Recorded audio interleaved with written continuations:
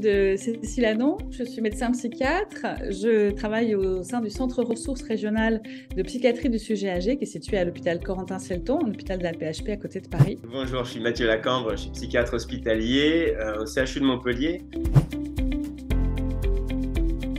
Pour nourrir cette réflexion qui me semble tellement essentielle et alimenter d'une certaine façon le débat public. Comment répondre à cette temporalité de la question du choix autonome du moment de sa mort? Se poser toutes ces questions de savoir comment nous situer en tant que soignants, en tant que proches, en tant que citoyens. Est-ce qu'on doit se dire, est-ce qu'on se dit de plus en plus maintenant, non, je n'attendrai pas que la grande faucheuse vienne me chercher. Et enfin, surtout, ce qui me passionne, c'est cet enjeu éthique qui émerge entre le laisser mourir, encadré par la loi actuelle Claes-Leonetti, et faire mourir, qui est peut-être une évolution à venir ou dans certains autres pays européens.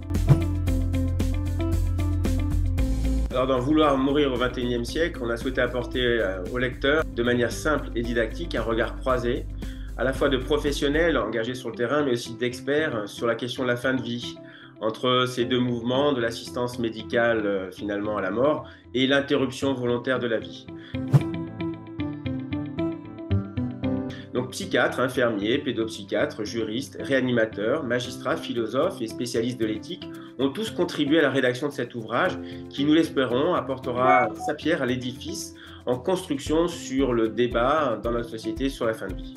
Effectivement, depuis septembre dernier, le Comité consultatif national d'éthique a publié un dernier avis sur justement les questions éthiques relatives aux situations de fin de vie, avec une ouverture possible sur de la législation vers une aide active à mourir, mais surtout assortie du renforcement des soins palliatifs et d'un débat national. Donc je pense que vraiment, notre ouvrage résonne avec une acuité précise dans ce questionnement existentiel auquel nous sommes confrontés.